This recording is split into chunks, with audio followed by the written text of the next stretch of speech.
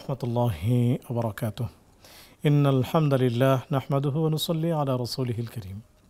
সুপ্রিয় দর্শক, দেশের বাইরে যে যেখান থেকে এই মুহূর্তে আমাদের সাথে যুক্ত হয়েছেন সবাইকে স্বাগত জানাচ্ছি। আমি ওবায়দুল্লাহ আল কাফি। দেখছেন আপনাদের প্রিয় চ্যানেল নেক্সাস টেলিভিশনের নিয়মিত আয়োজন প্রাণ নিবেদিত ইসলামী জীবন বিধান।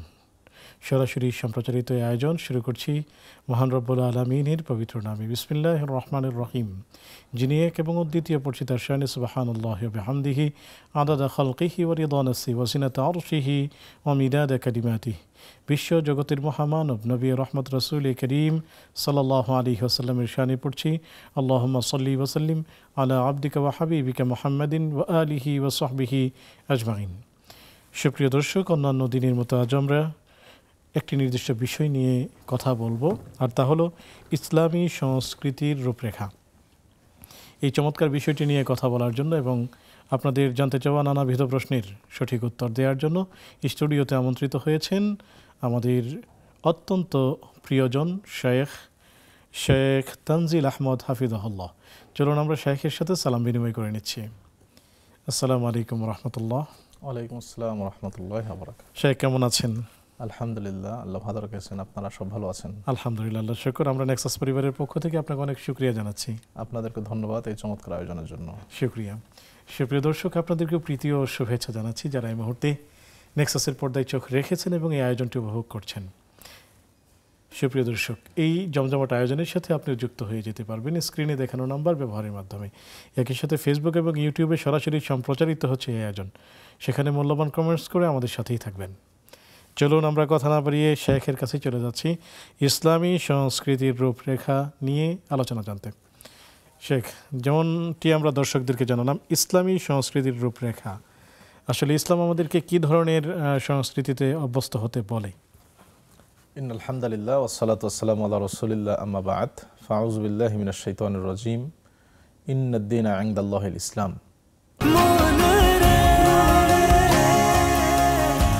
এভাবে ভরপুর বেঁচে থাকাটাই জীবন, আর জীবনের স্বাদের অনিবার্য সঙ্গী প্রাণ।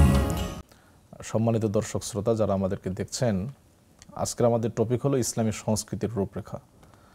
আমরা প্রথমে জেনে নিই সংস্কৃতি কি। সংস্কৃতিটা হলো হোয়াট উই ডু, আমরা যা করি এটাই সংস্কৃতি। আমাদের খাওয়া, আমাদের চলাফেরা, আমাদের পোশাক আশাক, আমাদের লাইফস্টাইল, আমরা জীবনে প্রাত্যহিক যে কর্মকাণ্ডগুলো করে থাকি, যে আনন্দ উৎসব করি, বিয়ে শাদী থেকে শুরু করে উদযাপনের যে বিভিন্ন মাত্রা এবং বিভিন্ন ঢং, এটাই মূলত সংস্কৃতি। প্রত্যেকটি ধর্মে, প্রত্যেকটি জাতি, প্রত্যেকটি এলাকা ভেদে সংস্কৃতির প্রচলন আছে। সংস্কৃতি ছাড়া কখনো কোনো জাতি হতে পারে না। প্রত্যেকটি জাতির একটি অবিচ্ছেদ্য অংশ হলো সংস্কৃতি। সংস্কৃতি থাকতেই হবে।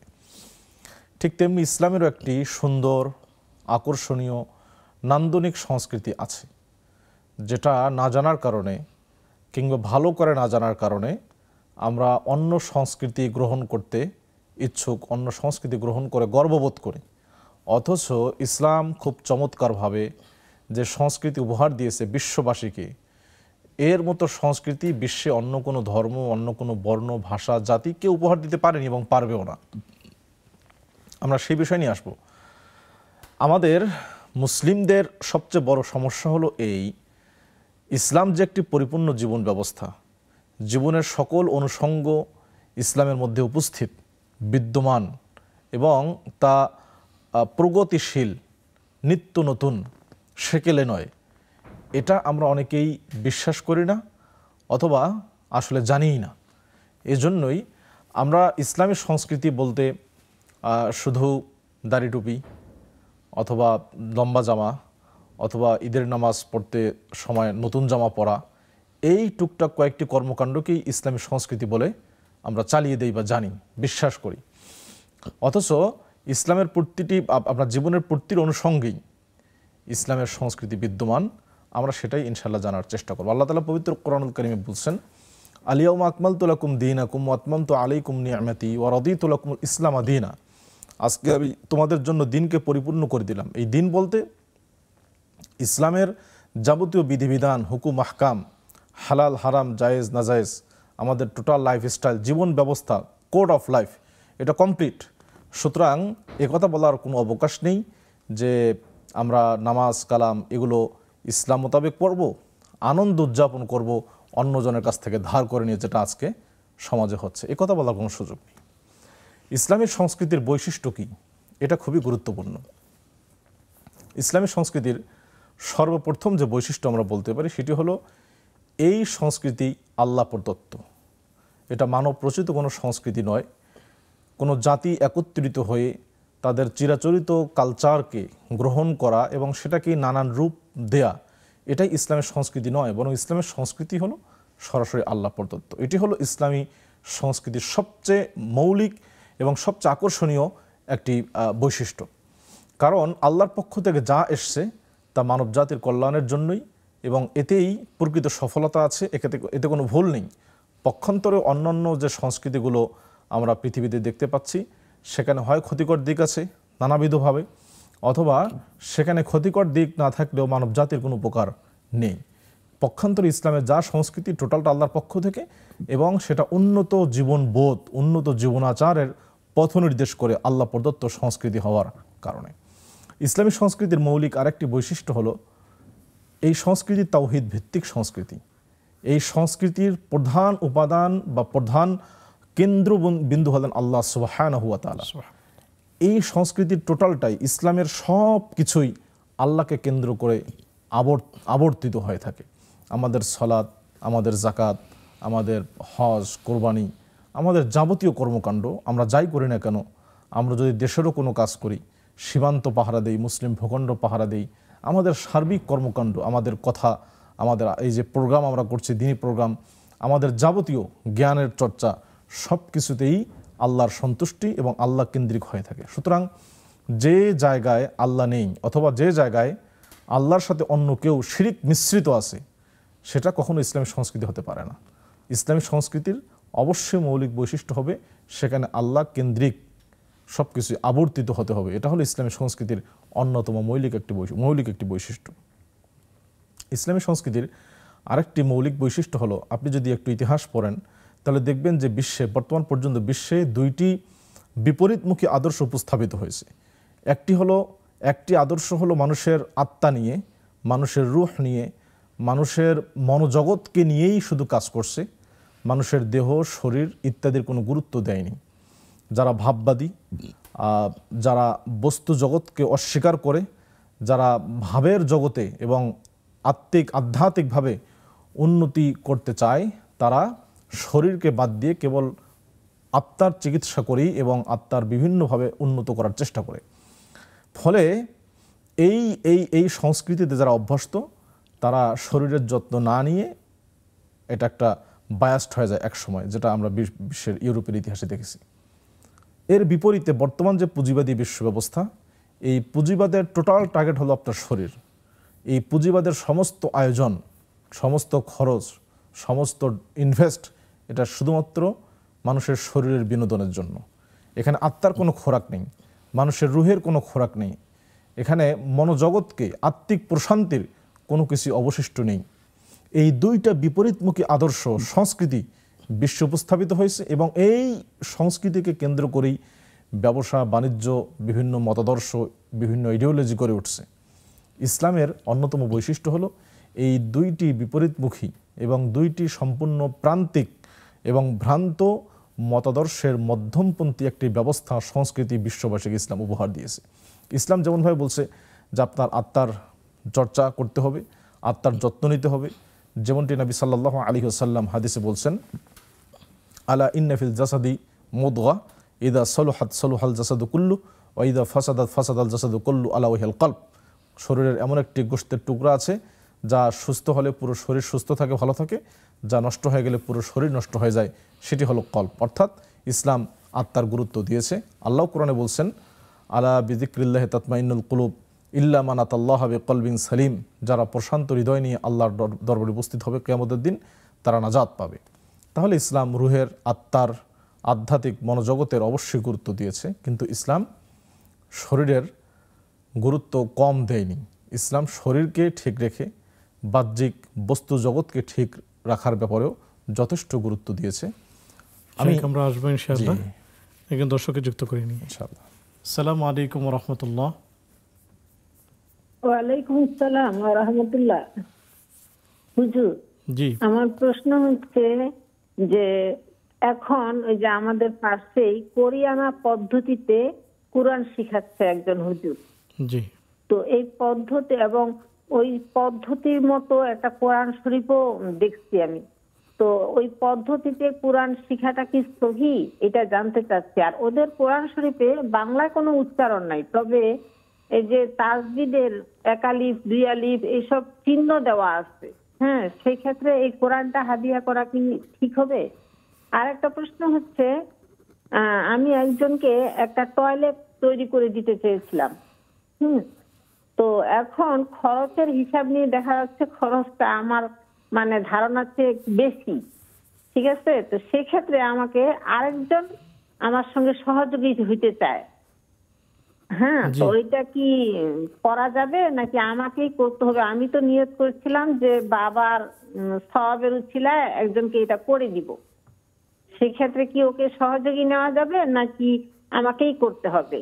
আর একটা প্রশ্ন হুজুর জি। বলি, জি, অবশ্যই। সেটা হচ্ছে যে কবরের আযাব, জাহান্নামের আযাব, দাজ্জালের ফিতনা থেকে ক্ষমা চেয়ে যে দোয়াটা আমরা সালাম ফিরানোর আগেই বলি, সেটা কি ফরজ, সুন্নত, নফল সব বেলায় বলা যাবে? এটাই ব্যাপার। জি, প্রিয় বোন আমাদের সাথেই থাকুন, শায়েখ উত্তর দিবেন ইনশাআল্লাহ তাআলা। আসসালামু আলাইকুম ওয়া রাহমাতুল্লাহ। ওয়ালাইকুম আসসালাম ওয়া রাহমাতুল্লাহি ওয়া বারাকাতুহু। আমি মিষ্টিকা মনি বলছিলাম বাড়িধারা থেকে। স্বাগতম প্রিয় বোন, প্রশ্নটি করুন।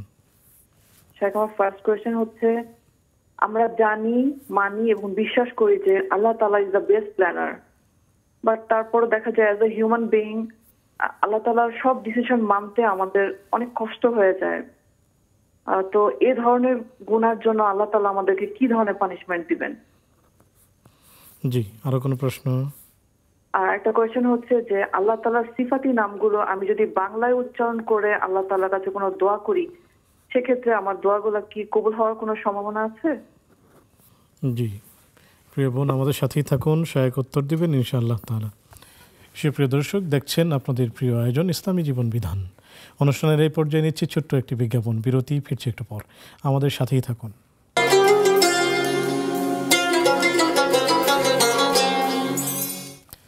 আসসালামু আলাইকুম ওয়া রাহমাতুল্লাহি ওয়া বারাকাতুহু। সুপ্রিয় দর্শক, বিরতির পর সাদর আমন্ত্রণ জানাচ্ছি আপনাদের প্রিয় আয়োজন প্রাণ নিবেদিত ইসলামী জীবন বিধান। আলোচনা করছেন শেখ তানজিল আহমদ হাফিজাহুল্লাহ, সাথে আছে আমি ওবায়দুল্লাহ আল কাফি। চলুন আলোচনা শুনতে শেখের কাছেই যাচ্ছি। শেখ খুবই চমৎকার করে বলছিলেন, এভাবে ভরপুর বেঁচে থাকাটাই জীবন, আর জীবনের স্বাদের অনিবার্য সঙ্গী প্রাণ। ইসলামী সংস্কৃতির রূপরেখা। জি, আমরা যে বিষয়ে বলছিলাম যে ইসলাম আত্মা এবং শরীর দুটাকেই গুরুত্ব দিয়েছে। একজন সাহাবী, আমি সংক্ষিপ্ত বলছি, তিনি সারা রাত ধরে ইবাদত করেন, সারাদিন সিয়াম পালন করেন, স্ত্রীর হক ঠিকমতো আদায় করতে পারেন না। এজন্য নবী সাল্লাল্লাহু আলাইহি ওয়াসাল্লাম তাকে লক্ষ্য করে বললেন, ইন্নালি আইনিকা আলাইকা হাক্কা, তোমার চোখের হক আছে। চোখের হক হলো ঘুমানো ঠিকমতো। ওয়ালি জাউজিকা আলাইকা হাক্কা, স্ত্রীর হক আছে, স্ত্রীর যে হক সেটা তোমাকে দিতে হবে। ওয়ালি জাসাদিকা আলাইকা হাক্কা, তোমার শরীরের হক আছে। ফাআতি কুল্লাদি হাক্কিন হাক্কা, প্রত্যেককেই যার যে প্রাপ্য সে প্রাপ্য তোমাকে দিতে হবে। এবং ওই যে তিন সাহাবী যারা এসেছিলেন নবী সাল্লাল্লাহু আলাইহি সাল্লামের আমল জানার জন্য, আয়েশা সিদ্দিকা তাদেরকে বললেন যে রাসূল, আল্লাহ রাসূল এইরকম আমল করেন, কান্নাহুম তাকাল্লুহা, তারা এটা কম মনে করলো, এটা এত অল্প আমল। একজন বললেন যে আমি সারা রাত ইবাদত করব, কখনো ঘুমাবো না। আরেকজন বললেন যে আমি সারা জীবন সিয়াম পালন করবো। আরেকজন বললেন আমি কখনো বিয়েই করবো না। নবী সাল্লাল্লাহু আলাইহি ওয়াসাল্লাম তাদেরকে ডেকে বললেন যে এটি ইসলামের নিয়ম নয়, এটা ইসলামের সংস্কৃতি নয়, বরং আমি হলাম আলা ইন্নী লা আখশাকুম লিল্লাহি ওয়া আতকাকুম লাহ, আমি আল্লাহকে সবচেয়ে বেশি ভয় করি। আমি ইন্নী উসাল্লিল লাইলা ওয়া আরকুদ, রাত্রিতে সালাত আদায় করি আবার ঘুমাইও। ও আসুমুন নাহার ওয়া উফতির, কখনো রোজা রাখি কখনো রোজা ভাঙ্গি, ছেড়ে দেই। ওয়া আতাজাওয়াজুন নিসা, এবং আমি বিয়েও করছি। ফামান রগিবান সুন্নতি ফালাইসা মিন্নি, কাজেই যে আমার সুন্নাহ থেকে, আমার রীতিনীতি থেকে আমার এই যে পদ্ধতি এখান থেকে বাইরে যাবে, সে আমার দলভুক্ত নয়। কাজেই ইসলাম এই দুইটাকে সমানভাবে গুরুত্ব দিয়েছে। এটা হলো ইসলামী সংস্কৃতির সবচেয়ে চমৎকার বৈশিষ্ট্য। আজকে গোটা দুনিয়ার পুঁজিবাদী ব্যবস্থায় যে সংস্কৃতি আমরা দেখতে পাচ্ছি, গোটা বিশ্বব্যাপী যে সংস্কৃতির জয় জয়কার, এখানে টোটালটাই আপনার শরীর কেন্দ্রিক, দেহ কেন্দ্রিক। এই যে আপনার গানের বড় বড় কনসার্ট, এরপরে আপনার খেলাধুলার বিশাল বিশাল আয়োজন, এরকমভাবে আপনি যত আয়োজন দেখতে পাবেন। সামনে আমাদের প্রসঙ্গত বলতে 31st নাইট আসতেছে, আমি সে সম্পর্কে একটু বলবো পরবর্তীতে। এই টোটাল আয়োজনগুলো সবগুলোই আপনার শরীর কেন্দ্রিক। এখানে আত্মার, রুহের, মানুষের মনোজগতের উন্নতি হবে এরকম কোনো খোরাক আজকের পুঁজিবাদ দিতে পারেনি, কারণ তাদের পুরো টার্গেট বিজনেস। ইসলাম এই দুইটার সমন্বয় ঘটিয়েছে খুব চমৎকারভাবে। এজন্য আবার পক্ষান্তরে আপনি দেখেন যারা সুফি দরবেশ তথাকথিত, যারা ভণ্ড প্রতারক, তারা, এবং বিশেষ করে এটা হিন্দুদের মধ্যে বা অন্যান্য ধর্মের মধ্যেও আছে, তারা দুনিয়া ত্যাগী, সংসার ত্যাগী বৈরাগ্যবাদকে গ্রহণ করছে। ইসলাম স্পষ্ট বলছে লা রহবানিয়াতা ফিল ইসলাম, ইসলামে কোনো বৈরাগ্যবাদ নেই। এবং আব্দুল্লাহ ইবনে আব্বাস সম্ভবত রাদিয়াল্লাহু তাআলা আনহু, তিনি একদিন একটি পুরনো গির্জার পাশ দিয়ে যাচ্ছিলেন, যেখানে পাদ্রীরা না খেয়ে হাড্ডি সার, তাদের কঙ্কালসার শরীর, তারা তাদের প্রভুকে খুশি করার জন্য চেষ্টা করছে। তিনি তাদেরকে দেখে বললেন, এদের ব্যাপারে আল্লাহ কোরআনে বলছেন আমিলাতুন নাসিবা তাসলা নারান হামিয়া। কাজেই ইসলামের সংস্কৃতি হলো আপনার দেহ মন উভয়টা মিলেই, যেটাকে আমরা বলতে পারি ভারসাম্যপূর্ণ, ব্যালান্সড একটা কালচার ইসলাম আমাদেরকে দিয়েছে, ভারসাম্যপূর্ণ। ইসলামী সংস্কৃতির আরেকটি মৌলিক বৈশিষ্ট্য হলো, সেটি আপনার ইসলামী সংস্কৃতির অন্যতম একটি মৌলিক বৈশিষ্ট্য হলো এই সংস্কৃতি সমূল, যেটাকে বলে সমূল, অর্থাৎ হলো এরা সবাইকে অন্তর্ভুক্ত করে, সব সেক্টরকে অন্তর্ভুক্ত করে। আপনার জীবনের এমন কোনো অনুষঙ্গ নেই যে ইসলামে সেটার সমাধান দেয়নি, যেটা আপনি অন্য কোনো ধর্মই পাবেন না। আপনি যদি হিন্দু ধর্মে যান, হিন্দু ধর্মে তাদের অর্থ ব্যবস্থা কী, তাদের জীবনের অর্থনীতির যে প্রয়োজন, সেই অর্থ ব্যবস্থা কেমন হবে, তাদের ইনকাম সোর্স কেমন হবে, এটা ব্যয় করার ক্ষেত্রগুলো কেমন হবে, এ সম্পর্কে সুনির্দিষ্ট কোনো দিক নির্দেশনা নেই। পক্ষান্তরে ইসলামের আপনি আয়ের খাত, ব্যয়ের খাত, আমরা আমাদের উপার্জিত অর্থ কীভাবে আয় করব, কোথায় খরচ করব, কোথায় খরচ করা যাবে যাবে না ইত্যাদি, একটি জাতির গোটাল অর্থনীতিকে চমৎকারভাবে ডিজাইন ইসলাম দিয়েছে, যেটা আপনি অন্য কোনো ধর্মই পাবেন না। ঠিক তেমনি আপনি অর্থনীতি বাদ দিয়ে রাজনীতির কথাই বলেন না কেন, আপনার রাজনীতিতে মানুষের সাথে সম্পর্ক কেমন হবে, একটি দেশের মানুষের সর্বশ্রেণী মানুষদের সাথে আপনার সম্পর্ক কেমন হবে, সরকারের সাথে সাধারণ জনগণের, এর টোটাল ইসলাম খুব সুন্দর করেই বলে দিয়েছে। ইবাদতের ক্ষেত্রে কী হবে, আমাদের সম্পর্ক, কালচার কেমন হবে, সব ইসলাম বলে দিয়েছে, ছোট্ট ছোট্ট বিষয়গুলো থেকে শুরু করে নিয়ে। একজন সাহাবী, তার নাম সম্ভবত রবি বিন আমর রাদিয়াল্লাহু তাআলা, ছোট্ট সাহাবী ছিলেন, সহিহ বুখারীতে হাদিস আসছে। তিনি বলেন যে কুনতু ফি হিজরিন নবী সাল্লাল্লাহু আলাইহি ওয়াসাল্লাম ওয়া আনা তিফলুন, আমি ছোট্ট অবস্থায় রাসূলের বাড়িতেই ছিলাম।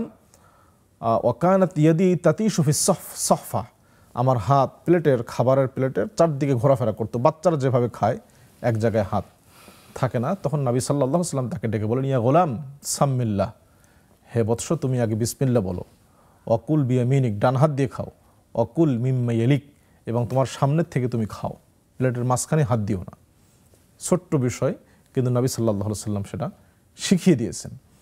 তো ইসলামের সংস্কৃতির মূল বৈশিষ্ট্য হলো এটা, সেটি সব সেক্টরকে, সব অনুষঙ্গকে সামিল করে। আপনি এমন কোনো জায়গা পাবেন না, আপনার ব্যবসা বাণিজ্য, আপনার কৃষিক্ষেত্র থেকে শুরু করে এমন কোনো কাজ আমরা করি না যেখানে ইসলামের নির্দেশনা নেই। এবং এটাই হলো ইসলামের সংস্কৃতির সবচেয়ে চমৎকার দিক। আপনি অন্য ধর্মের দিকে তাকান, তারা শুধু রবিবার হয়তো গির্জায় যাচ্ছে, কেউ শনিবার তাদের ইবাদতখানা যাচ্ছে, কেউ অন্য কোনো দিন তাদের ইবাদতখানা যাচ্ছে, কিংবা কেউ আপনার মাসে একবার বা বছরে 2-3 বার পূজা করেই শেষ। তারা মনে করছে আমরা ধর্ম পালন করছি। কিন্তু ইমানদাররা, মুসলিমরা, তারা ঘুম থেকে ওঠা থেকে শুরু করে ঘুমানো পর্যন্ত প্রতিটা মুহূর্তে ধর্মের বিভিন্ন বিধান পালনের মধ্য দিয়ে তারা জীবনযাপন করে। এটি হলো অন্য ধর্মের সাথে ইসলামী সংস্কৃতির অন্যতম একটি মৌলিক পার্থক্য। আসবো ইনশাআল্লাহ শায়েখ একজন দর্শককে যুক্ত করে। ইনশাআল্লাহ। আসসালামু আলাইকুম রহমতুল্লাহ। জি, কে আছেন আমাদের সাথে? ওয়ালাইকুম আসসালাম রাহমাতুল্লাহ। তুমি ভালো আছেন? হ্যাঁ, আমরা ভালো আছি আলহামদুলিল্লাহ। স্বাগতম আপনাকে, প্রশ্নটি করুন। আমার আছে ওই দুটো প্রশ্ন। ওই আমি ওয়াকিয়া সূরাটা সূরা মাগরিবের সময় পড়বো না এশার নামাজের সময় পড়বো, এটা জানতে চাচ্ছিলাম। আর এই বেতের নামাজের সম্পর্কে জানতে চাচ্ছিলাম। জি আমার নাম জি, প্রিয় বোন আমাদের সাথেই থাকুন, সহায়ক উত্তর দিবেন। আসসালামু আলাইকুম রহমতুল্লাহ। আসসালামু আলাইকুম। জি, আমি খুশিদা বেগম বলছিলাম। জি, স্বাগতম আপনাকে, প্রশ্নটি করুন। জি ভাই, আমার প্রশ্ন হচ্ছে যে প্রতি সপ্তাহ জুমাবার আমি সূরা কাফ পড়ি। সূরা কাফ পড়ি, এর পরে 6 দিন সূরা কাফের 10 আয়াত পড়ি। জি জি, ওগুলো কি আমার তো হচ্ছে? জি, প্রিয় বোন আমাদের সাথেই থাকুন, সহায়ক আরেকটা উত্তর প্রশ্ন দিবেন। আছে ভাই, আরেকটা প্রশ্ন আছে। জি এই যে জুমাবারের দিন যে আমরা আজান পড়লে কি নামাজ পড়ে ফেলবো না পরে অপেক্ষা করে পড়বো? জি, আমাদের সাথেই থাকুন, সহায়ক উত্তর দিবেন ইনশাআল্লাহ তাআলা। জি, শেখ বলছিলেন। আমরা আসি আবার আলোচনা। ইসলামী সংস্কৃতির আরেকটি অন্যতম মৌলিক বৈশিষ্ট্য হলো এই সংস্কৃতি প্রগতিকে বাধাগ্রস্ত করে না। এই সংস্কৃতি জ্ঞান চর্চার সংস্কৃতি। এখানে জ্ঞান এবং বুদ্ধিবৃত্তিক চর্চাকে উৎসাহিত করা হয়। নবী সাল্লাল্লাহু আলাইহি সাল্লাম বিভিন্নভাবে জ্ঞান চর্চার প্রতি উৎসাহিত করছেন। তালাবুল ইলমি ফরিদাতুন আলা কুল্লি মুসলিম, স্পষ্ট বলছেন সহিহ মুসলিমের হাদিস। এবং খায়রুকুম মান তাআল্লামাল কুরআন ওয়া আল্লামা, স্পষ্ট বলে দিয়েছেন। এখানে কোনো পুরোহিততন্ত্র ইসলাম রাখেনি যে ধর্মের কতিপয় লোক নির্দিষ্ট একটা শ্রেণী শুধুমাত্র ধর্মের ডিলারশিপ নিয়ে নেবে, তারাই শুধুমাত্র ধর্মকে জানবে আর অন্যরা মূর্খ হয়ে থাকবে, তাদের কাছে জিম্মি, যেটি অন্যান্য ধর্মে আছে। ইসলাম এই ব্যবস্থা করেনি। ইসলামকে জানার সবাইকে ইসলাম বলে দিয়েছে, সবাই ইসলাম জানতে পারবে। এই যে প্রগতি, আজকে সবচেয়ে বড় যে শব্দ প্রগতি শব্দ নিয়েই আজকে আমাদের বলা হয়ে থাকে যে ইসলাম প্রগতি বিরোধী, আধুনিকতা বিরোধী। প্রগতিটা কি? প্রগতিশীলতা কি? আপনি যদি বলেন যে প্রগতিশীলতা মানে রাস্তায় আপনার খোলামেলা চলাফেরা করা, প্রগতিশীলতা মানে যদি আপনি বলেন যে বেলাল্লাপনা, বেহায়াপনার সরাসরিটাই প্রগতিশীলতা, তাহলে এই প্রগতিশীলতা এটা ইসলাম কেন, এটা মৌলিক কোনো ধর্মই সাপোর্ট করে না। শেখ, আমরা আসবো একটি বিরতি থেকে ইনশাআল্লাহ। সুপ্রিয় দর্শক, দেখছেন আপনাদের প্রিয় আয়োজন ইসলামী জীবন বিধান। সময় হলো আরও একটি বিজ্ঞাপন, বিরতিতে যাবার, ফিরছি একটু পর, আমাদের সাথেই থাকুন।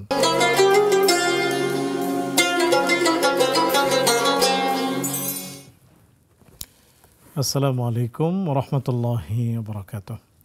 সুপ্রিয় দর্শক, বিরতির পর সাদর আমন্ত্রণ জানাচ্ছি আপনাদের প্রিয় আয়োজন ইসলামী জীবন বিধানে। আলোচনা করছেন শেখ তানজিল আহমদ হাফিজাহুল্লাহ, সাথে আছি আমি ওবায়দুল্লাহ আল কাফি। আলোচনা চলছিল ইসলামী সংস্কৃতির রূপরেখা, সেই সাথে পেয়েছি আপনাদের বেশ কিছু প্রশ্ন। জানতে চলে যাচ্ছি সরাসরি শেখের কাছে। শেখ, কারিয়ানা পদ্ধতিতে কোরআন শিক্ষার একটি পদ্ধতি বাংলাদেশের চালু আছে, যদি তিনি এই পদ্ধতিতে কোরআন শিখেন তাহলে সহি হবে কি? আল্লাহ তাআলা পবিত্র কোরআনে স্পষ্ট নির্দেশ দিয়েছেন, ওয়ারাত্তিলিল কোরআনা তারতিলা, কোরআনকে আপনি যথোপযুক্তভাবে প্রতিটি অক্ষরের হক আদায় করে তেলাওয়াত করুন। দুর্ভাগ্যজনকভাবে সত্য, বাংলাদেশের মানুষদের, সাধারণ মুসলিমদের অধিকাংশ মানুষের পড়া বিশুদ্ধ নয়, সহি নয়। এটি আমাদের ধর্মীয় শিক্ষার অভাবের কারণেই এবং গুরুত্ব না দেওয়ার কারণেই। সেক্ষেত্রে কারিয়ানা পদ্ধতি যেটি উনি কথা বললেন, বেশ দারুণ পদ্ধতি, কার্যকরী একটি পদ্ধতি। এবং এটা পড়া যাবে কি না প্রশ্ন তো এটা না, প্রশ্ন হলো যে এই পদ্ধতি আপনাকে ফলো করতে হবে। এটাই হলো বিশুদ্ধ কোরআন তেলাওয়াতের একমাত্র পদ্ধতি। কারিয়ানা পদ্ধতি যেটা পদ্ধতি ভিন্ন থাকতে পারে, কিন্তু আপনার মূল গন্তব্য একটাই। এক একজনের পড়ার স্টাইল হতে এক এক রকম, শেখানোর স্টাইল এক এক রকম, কিন্তু আপনার মূল উদ্দেশ্য মদ মাখরাজ যেগুলো কোরআনের তাজবিদ যেগুলো আছে সেগুলোকে ফলো করে আপনাকে কোরআন তেলাওয়াত করতে হবে। কাজে কারিয়ানা পদ্ধতি যেটি প্রচলিত, এটি দারুণ পদ্ধতি, অবশ্যই আপনি সেই পদ্ধতি ফলো করবেন, সেই পদ্ধতি অনুযায়ী কোরআন তেলাওয়াত করবেন ইনশাআল্লাহ। জাযাকুমুল্লাহু খায়রান। শেখ, একজন বোন টয়লেট বানিয়ে দিতে চেয়েছেন, তো বানাতে গিয়ে দেখেন খরচ একটু বেশি ওনার টার্গেটের তুলনায়, সেই ক্ষেত্রে অন্য একজন শরিক হতে চাচ্ছেন, এই অংশীদার নেওয়া যাবে কিনা? জি, খুব সুন্দর প্রশ্ন। এই সমস্যা অনেকেই পড়েন মাঝে মধ্যেই। আল্লাহ তাআলা কোরআনে স্পষ্ট বলছেন, ওয়া তাআওয়ানু আলাল বিররি ওয়াত তাকওয়া ওয়ালা তাআওয়ানু আলাল ইসমি ওয়াল উদওয়ান, তোমরা ভালো কাজে, নেক কাজে পরস্পর সহযোগিতা করো, অন্যায় কাজে, পাপের কাজে নয়। উনি টয়লেট বানিয়ে দিতে চেয়েছেন, বেশ ভালো কাজ এটি।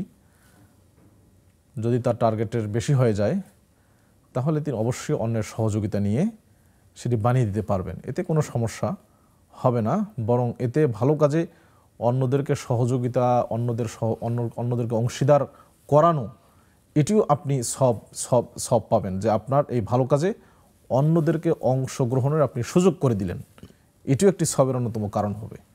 কাজেই তিনি অবশ্যই এই কাজটি করতে পারেন, কোনো সমস্যা নেই। জাযাকুমুল্লাহু খায়রান। শেখ, এই প্রত্যেক নামাজের পরে কবরের আযাব, দাজ্জালের ফিতনা, এগুলো থেকে বাঁচার জন্য দোয়া আছে। জি, দর্শক মনে হয় সেই আল্লাহুম্মা ইন্নী আউযু বিকা মিন আযাবিল কবরি, মিন আযাবি জাহান্নাম, ফিতনাতিদ দাজ্জাল, এই জাতীয় দোয়াকেই বুঝিয়েছেন। এটি কি শুধু ফরজের পরেই পড়া যাবে না নফলের পরেও পড়া যাবে?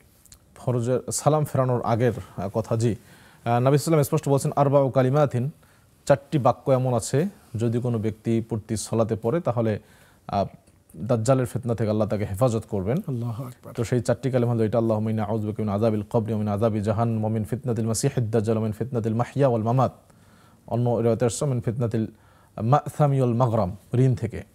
তো এটি ফরজ, শুধু ফরজ সালাত নয়, ফরজ, সুন্নত, নফল যে সালাতই হোক না কেন, সালামের আগে এটি অবশ্যই পড়া যাবে, কোনো সমস্যা নেই এতে ইনশাআল্লাহ। জাযাকুমুল্লাহু খায়রান। শেখ, আমরা অনেক বিষয় জানি কিন্তু মানতে কষ্ট হয়, তো সেটি মানার ক্ষেত্রে সহজ হবে এমন কোনো আমল আছে?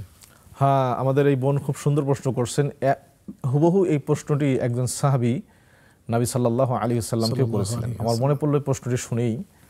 এক সাহাবী এসে বললেন, ইয়া রাসূলুল্লাহ, ইন্না শারাইআ আল ইসলামি কদ কাসুরাত আলাইয়া ওয়া ফি রিওয়ায়াতিন কদ তাশাআবাত আলাইয়া, ইসলামের যে বিধিবিধান অনেক, আমার মানতে কষ্ট হচ্ছে, আপনি এমন সহজ আমল বাতলে দিন যে আমলটি করলে আমার জন্য সহজ হবে, আমি সহজেই করতে পারবো। নবী সাল্লাল্লাহু আলাইহি ওয়াসাল্লাম তাকে শিখিয়ে দিলেন, লা ইয়াজালু লিসানুকা রাতবাম বিযিকরিল্লাহ, একটি আমল, সেই আমলটি হলো তোমার জিহ্বা যেন সবসময় আল্লাহর জিকিরে ভেজা থাকে, সবসময় আল্লাহর জিকির করো। আল্লাহু আকবার। এটি হলো, নবী সাল্লাল্লাহু আলাইহি ওয়াসাল্লাম একজন ডাক্তার ছিলেন, মনোবিজ্ঞানী ছিলেন, তিনি বুঝতে পারছেন আসলেই তো ইসলামের বিধানগুলো অনেক কঠিন নয়, আমাদের লাইফস্টাইলের কারণে বলি, আমাদের বিভিন্ন কারণেই বলি হয়তো বা আমাদের জন্য কঠিন হয়ে যায়। কিন্তু নবী সাল্লাম জানেন যে এই আমলটি যদি সে করতে পারে, জিকির সবসময় করতে পারে, তো কিছুদিনের মধ্যেই সে অভ্যস্ত হয়ে যাবে, ইসলামের কোনো বিধান তার নিকট আসলে কঠিন মনে হবে না।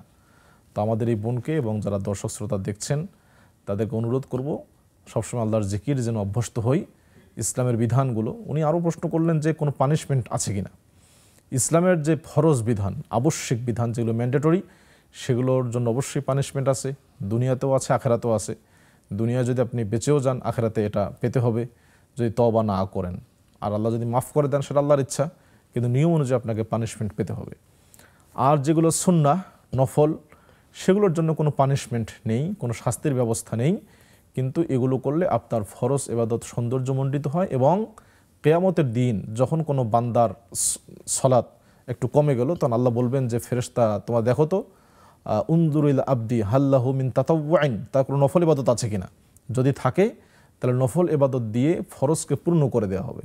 অর্থাৎ দুনিয়ার যে নফলটা কিয়ামতের দিন সবের সময় ফরজের সমান হয়ে যাবে। কাজেই নফলের জন্য কোনো পানিশমেন্ট না থাকলেও এটি অত্যন্ত কার্যকরী, উপকারী। আশা করি বোন উত্তরটি পেয়েছেন। জাযাকুমুল্লাহু খায়রান। শেখ, আমাদের এখানে বেশ অনেকগুলো প্রশ্ন, তার মধ্যে একটি হলো আল্লাহ রাব্বুল আলামিনের যে সিফাতি নামগুলো আছে, জি, সেগুলো বাংলায় উচ্চারণ করে যদি দোয়া করা হয় সেক্ষেত্রে দোয়া কবুল হবে? খুব চমৎকার প্রশ্ন। আল্লাহ তাআলা কোরআনে বলছেন, ওয়ালিল্লাহিল আসমাউল হুসনা ফাদউহু বিহা ওয়াদারুল লাযিনা ইউলহিদুনা ফি আসমাই।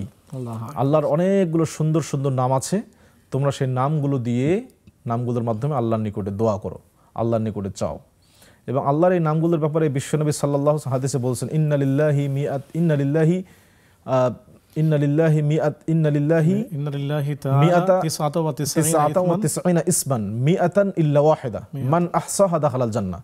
আল্লাহ তাআলার এমন 99টি নাম আছে যেগুলো যদি কেউ হেফাজত করে, মুখস্থ করে, বারবার আওড়ায়, তাহলে আল্লাহ তাকে জান্নাত দিবেন। তো সেই নামগুলো কোরআন এবং হাদিসে যেগুলো আসছে, আর রহমান, আর রহিম, আল গফুর, আল গফফার, এই নামগুলো খুব চমৎকার সিফাতি এই নামগুলো। এগুলো বাংলায় উচ্চারণ করে ডাকা যাবে কিনা? বাংলায় উচ্চারণের ক্ষেত্রে আমরা বলবো, যদি আল্লাহর নামের প্রকৃত উচ্চারণ যদি বিকৃত না হয়, তাহলে খুব সামান্য কম বেশি হলে সমস্যা নেই। কিন্তু পুরো যদি বিকৃত হয়, সঠিক উচ্চারণ না হয়, এবং যে নামটা যেভাবে উচ্চারণের দরকার অন্য কোনো অর্থ দিচ্ছে আপনার উচ্চারণের কারণে, তাহলে সেটি তো অবশ্যই ত্রুটিযুক্ত, বর্জনীয়। কিন্তু সামান্য যদি কম বেশি হয়, যার কারণে মূল উদ্দেশ্য বা মূল নামের অর্থ বিকৃত হচ্ছে না, তাহলে ইনশাল্লাহ সমস্যা হবে না। আল্লাহ তাআলার নিকটে ওসিলা চাওয়ার 3টি বৈধ মাধ্যমের মধ্যে একটি হলো আল্লাহর সুন্দর সুন্দর নামের মাধ্যমে আল্লাহকে ডাকা। খুব সুন্দর এই প্রশ্নটি, এবং আমরা সকলকে বলবো আমরা নাম দিয়ে, আল্লাহর নাম ধরে ধরে যেন আমরা আল্লাহকে ডাকতে থাকি। এবং এটা আমাদের সন্তানদেরকে মুখস্থ করানো খুব চমৎকার বললেন। ছোট্ট ছোট্ট নাম সন্তানদেরকে সহজে মুখস্থ করানো যাবে। শুকরিয়া, জাযাকুমুল্লাহু খায়রান। শেখ সূরা ওয়াকিয়ার ব্যাপারে তিনি জানতে চেয়েছেন যে সূরাতুল ওয়াকিয়া মাগরিবের পরে পড়বেন না এশার পরে পড়বেন?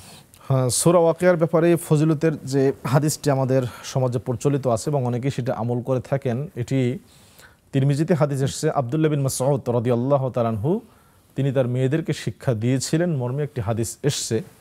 হাদিসটির সনদের ব্যাপারে ওলামায়ে কেরাম বক্তব্য দিয়েছেন, হাদিসটির সনদ সহিহ নয়। ফজিলতের ব্যাপারে যে ফজিলতটি এসেছে সেটি হলো যে সূরা ওয়াকিয়া প্রতিদিন মাগরিবের পরে তেলাওয়াত করলে দারিদ্রতা দূর হয়, এবং আব্দুল্লাহ বিন মাসউদ তার মেয়েদেরকে শিক্ষা দিয়েছিলেন। এই মর্মে যে হাদিসটি, সেই হাদিসটি বিশুদ্ধ নয়। বাকি সূরা ওয়াকিয়া এমনিতেই তেলাওয়াত করা, কারণ এই সূরাটি সূরা আর রহমান এবং ওয়াকিয়া খুবই গুরুত্বপূর্ণ, খুবই অত্যন্ত গুরুত্বপূর্ণ এর বিষয়বস্তু। আপনি যে কোনো সময় তেলাওয়াত করতে পারেন। এর বিষয়বস্তু অনুধাবন করা, চিন্তা করা, এটা খুবই গুরুত্বপূর্ণ। আপনি মাগরিব পরে, এশার পরে যে কোনো সময় আপনি তেলাওয়াত করতে পারেন ইনশাআল্লাহ। জাযাকুমুল্লাহু খায়রান। শেখ জুমার দিন সূরাতুল কাহাফ তিনি তেলাওয়াত করেন, মাঝে মধ্যে 10 আয়াত পড়েন, তো এটি কি ওনার ঠিক আছে কিনা? জুমার দিন সূরা, যে সহিহ মুসলিমের হাদিসে স্পষ্ট আসছে, নবী সাল্লাল্লাহু আলাইহি ওয়াসাল্লাম বলেন, মান হাফিজা 10 আয়াতিন মিন সূরাতিল কাহাফি ফি কুল্লি জুমআতিন উসিমা মিনাদ দাজ্জাল। যে ব্যক্তি প্রতি জুমার দিনে সূরা কাহাফের প্রথম 10টি আয়াত তেলাওয়াত করবে, তাকে দাজ্জালের ফিতনা থেকে আল্লাহ তাআলা হেফাজত করবেন। আর আমরা আগেও একটি লাইভেও বলছিলাম এই প্রশ্নের উত্তরে, যে এই আমলটি শুরু হয় মাগরিবের আপনার বৃহস্পতিবার দিবাগত রাত থেকে শুরু করে শুক্রবার আপনার মাগরিবের আগ পর্যন্ত, সূর্যাস্তের আগ পর্যন্ত, এর মধ্যে যে কোনো সময় জুমার আগে হোক পরে হোক তিনি আমলটি করলে হয়ে যাবে ইনশাআল্লাহ। জাযাকুমুল্লাহ।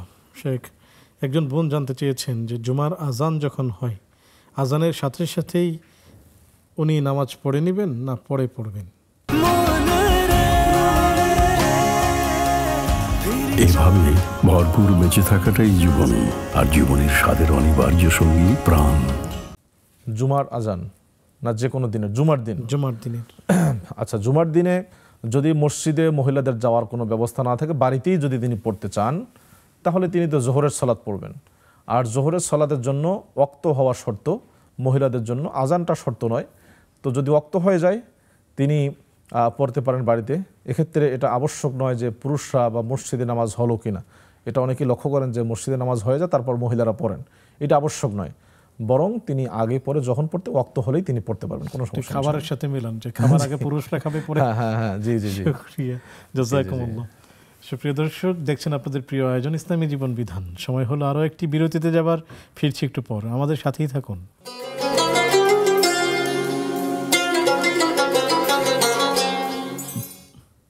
আসসালামু আলাইকুম ওয়া রাহমাতুল্লাহি ওয়া বারাকাতুহু। সুপ্রিয় দর্শক, বিরতির পর সাদর আমন্ত্রণ জানাচ্ছি আপনাদের প্রিয় আয়োজন ইসলামী জীবন বিধানে। আলোচনা করছেন শেখ তানজিল আহমদ হাফিজাহুল্লাহ, সাথে আছে আমি ওবায়দুল্লাহ আল কাফি। আলোচনা চলছিল ইসলামী সংস্কৃতির রূপরেখা। সে সাথে আমরা বেশ কিছু প্রশ্ন পেয়েছি যারা অনলাইনে করেছেন, আমরা সেখান থেকে শেখের কাছেই জানতে চলে যাচ্ছি। শেখ ফারহানা ইসলাম জানতে চেয়েছেন, আসসালামু আলাইকুম, আল্লাহ তো পরম করুণাময়, দয়াশীল আর রহমান আর রহিম, তাহলে দুজকের আযাব এত ভয়ানক কেন যা মানুষ এক মুহূর্ত সহ্য করতে পারবে না? চমৎকার প্রশ্ন। দেখুন, প্রথম নীতি হলো আল্লাহ তাআলার কর্ম সম্পর্কে আপত্তি তোলা যাবে না মুসলিম হিসাবে। আল্লাহ কোরআনে বলছেন, ওহুয়া ইয়াসআলু ওয়া লা ইউসআলু আন, তিনি আমাদেরকে জিজ্ঞেস করবেন কিন্তু তাকে কেউ জিজ্ঞেস করতে পারে না। দ্বিতীয়ত, উনি যে জানতে চেয়েছেন যে কেন আল্লাহ তাআলা এত রহিম রহমান হওয়ার পরে এত কঠিন শাস্তি দিবেন। আসলে মনে করুন আপনার হাতে একটি গ্লাস আছে, এই গ্লাসটির মালিক হলেন আপনি আপনার টাকা দিয়ে এটা ক্রয় করছেন, আপনার ইচ্ছে হলো গ্লাসটি ভেঙে ফেলার, আপনি গ্লাসটি ভেঙে ফেললেন। গ্লাসটি পানিতে ফেলে দেওয়ার ইচ্ছা হলো, আপনি পানিতে ফেলে দিলেন। আপনার যা ইচ্ছা আপনি করতে পারেন, কারণ এটা আপনার টাকায় কেনা। আমরা গোটা বিশ্বের সমস্ত সৃষ্টি জগৎ আল্লাহ তাআলার নিকটে একটি মশার ডানার চেয়েও তুচ্ছ। ঠিক, সমস্ত কিছুই মশার ডানার চেয়েও তুচ্ছ। তো সেই আল্লাহ যদি সমস্ত মানুষকে জাহান্নামে দেন, সমস্ত মানুষকে, আমরা তো তার মালিকানাধীন, আমরা গোলাম, আমরা দাস মাত্র, তাছাড়া কিছু না। তো তিনি যদি তার দাসকে, তার মালিকানাধীন কোনো বস্তুকে জাহান্নামে দেন, আগুনে জ্বালান, পানিতে দেন, এটাতে আসলে কারো প্রশ্ন করারই কোনো বিষয় না, কারণ মালিক তো তিনি। আমি আমার এই পোশাকটি দান করলাম একজনকে, আপনি আমাকে জিজ্ঞেস করতে পারবেন না আপনি কেন দান করলেন, কারণ আমার পোশাক আমি দান করলাম। আমার পোশাক আমি 5 দিন ব্যবহার করে আর করলাম না, আপনি প্রশ্ন করতে পারবেন না। আল্লাহ তাআলার ব্যাপারটিও ঠিক সেরকম, যে আমরা হলাম তার গোলাম মাত্র এবং তুচ্ছ, একেবারেই নগণ্য গোলাম। কাজেই তিনি কাকে জান্নাত দিলেন, কাকে জাহান্নাম দিলেন, এটা একটু অবান্তর প্রশ্ন। আমাদের উচিত জাহান্নামের আগুন থেকে আল্লাহর নিকটে পানাহ চাওয়া, জান্নাতে যাওয়ার জন্য আমলের জন্য প্রস্তুতি গ্রহণ করা। শুকরিয়া, জাযাকুমুল্লাহ। জি প্রিয় বোন, আমাদের উচিত হলো আল্লাহ তাআলা যেই জাহান্নামের ভয়টি আমাদেরকে দেখালেন, নিশ্চয়ই সেই জাহান্নামে আমাদেরকে দেওয়ার জন্য না, বরং আমরা যেন সেই জাহান্নামের ভয়ে আল্লাহ তাআলার অনুগত হয়ে থাকি।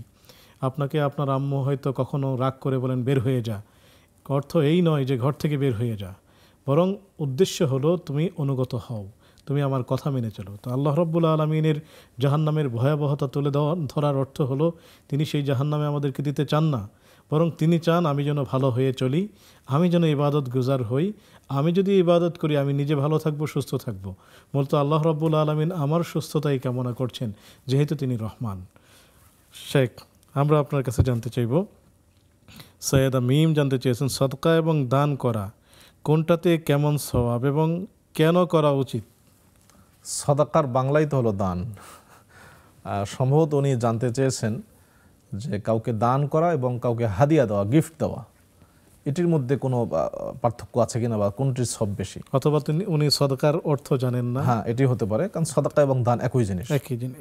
সদাকা করতে হয় গরিব লোকদেরকে, ফকির এবং মিসকিন যারা, অভাবী যারা, তাদেরকে। আর হাদিয়া, গিফট, তোহফা আপনি যে কাউকে দিতে পারেন, গরিব ধনী আপনি সবাইকে দিতে পারেন। তোহফা দিলে অবশ্যই সব আছে। নবী করিম সাল্লাল্লাহু আলাইহি ওয়াসাল্লাম বলছেন যে লা ইউমিনু আহাদুকুম হাত্তা তাহাব্বু ওয়ালা তাহাব্বু হাত্তা তাহাব্বু। হাদিসে আসছে তোমরা হাদিয়া দাও, একজন আরেকজনকে উপহার দাও, গিফট দাও, তাহলে পরস্পরের মধ্যে মহব্বত, ভালোবাসা, স্নেহ বাড়বে। এটির একটি সব, ব্যাপক সব আছে। আর দান, যেটি দানের স্পেশাল একটি সব কোরআনুল কারীমে এসেছে। আল্লাহ তাআলা কোরআনে বলছেন, মাসালুল্লাযীনা ইউনফিকুনা আমওয়ালাহুম ফি সাবিলিল্লাহি কামাসালি হাববাতিন আমবাতাত সাবআ সানাবিল ফি কুল্লি সুমবুলাতিন মিয়াতু হাব্বা আল্লাহু ইউদাইফু লিমান ইয়াশা।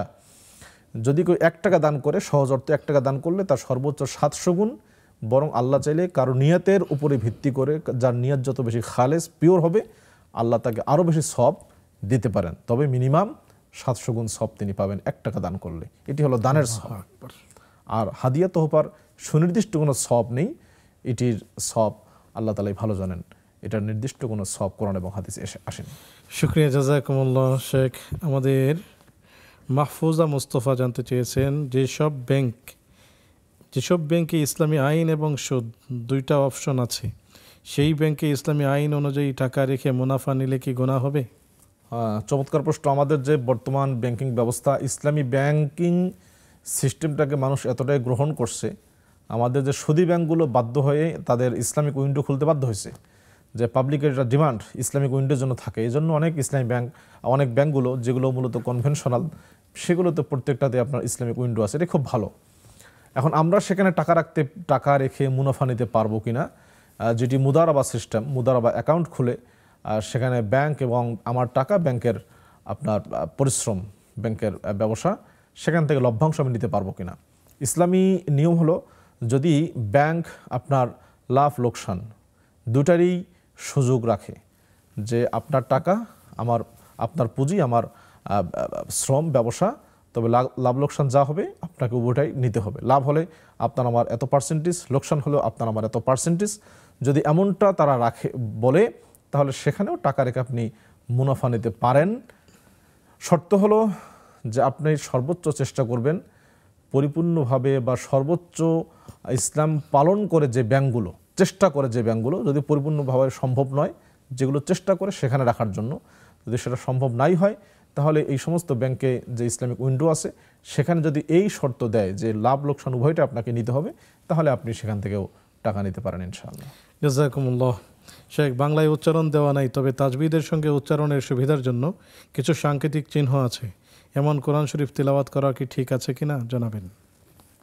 জি, কোরআন তেলাওয়াতের বিষয়টি হলো যে আপনি কোরআনের মুসহাফ যেটি, সেই মুসহাফে কী লেখা থাকলো এটা মূল বিষয় নয়, আপনি সহিশুদ্ধভাবে উচ্চারণ করতে পারলেন কিনা। এখন আমাদের যে কোরআনগুলো, আগের কোরআনের স্টাইল একরকম, বর্তমান যে কোরআন, সেখানে সাংকেতিক অনেকগুলো চিহ্ন দেওয়া আছে। সেই সাংকেতিক চিহ্নগুলো পাঠকের সুবিধার্থে দেওয়া হয়ে থাকে। পাঠক যেন সেই চিহ্নগুলো দেখে সুবিধা অনুযায়ী তারা সুন্দর করে সহিভাবে বিশুদ্ধভাবে তেলাওয়াত করতে পারে। তো সেই সাংকেতিক চিহ্নওয়ালা কোরআন দিয়েও আপনি কোরআন তেলাওয়াত করতে পারেন, কাউকে গিফট দিতে পারেন, কোনো সমস্যা নেই। শর্ত হলো একটি, যে আপনার তেলাওয়াতটা বিশুদ্ধ হচ্ছে কিনা, এটি হলো মূলত শর্ত। যদি তেলাওয়াত বিশুদ্ধ হয় তাহলে সাংকেতিক চিহ্ন দেওয়া থাক বা না থাক এটাতে কোনো সমস্যা নেই। কারণ একটা সময় কোরআন তো নোক্তাই ছিল না, কোরআনে হারাকাত তো পরেই, নোক্তাই ছিল না। মদ, মাখরাজের এই যে সাংকেতিক চিহ্ন, এগুলো তো অনেক পরে সংযোজিত, নোক্তাই ছিল না। হাজ্জাজ বিন ইউসুফের আমলে তার আদেশে নোক্তা সংযোজন করা হয়। কাজে মূল উদ্দেশ্য হলো যে আপনি আপনার তেলাওয়াতটা সহি হচ্ছে কিনা, বিশুদ্ধ হওয়াটাই। শুকরিয়া, জাযাকুমুল্লাহ। শেখ, আমাদের হাতে সময় খুবই কম, সর্বশেষ আমরা ইসলামী সংস্কৃতির রূপরেখা বিষয়ক জাতির উদ্দেশ্যে কিছু শুনতে চাই। যে আমি সর্বশেষ শেষ করছি যে অন্য সংস্কৃতি, অন্য ধর্ম বা অন্য জাতিদের সংস্কৃতি আমরা গ্রহণ করতে পারবো কিনা। এক্ষেত্রে আলেমগণ কয়েকটি শর্ত দিয়েছেন, কয়েকটি শর্ত সাপেক্ষে আপনি গ্রহণ করতে পারবেন। তার একটি হলো যে সেই সংস্কৃতির বা সেই জিনিসের প্রয়োজন আছে কিনা, সেই জিনিসের প্রয়োজন, যদি প্রয়োজন থাকে আপনি নিতে পারেন। দ্বিতীয় হলো সেই সংস্কৃতি ইসলামের বা দ্বীনের মৌলিকত্বের সাথে বিপরীত বা সাংঘর্ষিক হবে না। তৃতীয় হলো সেই সংস্কৃতিকে হুবহু গ্রহণ না করে বরং তার মধ্যে কিছু পরিবর্তন করে ইসলামাইজেশন, যেটাকে আমরা বলি ইসলামিকীকরণ করা। এর বাস্তব উদাহরণ হলো ওমর রাদিয়াল্লাহু তাআলা আনহু, তিনি যখন খেলাফতে আসলেন, দায়িত্বে আসলেন, তখন রোম পারস্যরা তাদের সচিবালয় চালানোর জন্য বিভিন্ন দিওয়ান, বলা হয় দিওয়ান মানে রেজিস্ট্রি বিভাগ, তাদের ছিল, কিন্তু ইসলামে ছিল না। তিনি তাদেরটা গ্রহণ করলেন, দিওয়ানটা অর্থাৎ রেজিস্ট্রি বা সচিবালয় সিস্টেম, রেজিস্ট্রি খাতা মেনটেন করা ইত্যাদি, তাদেরটা গ্রহণ করলেন, তবে সেগুলোর নামকরণ করলেন আরবি।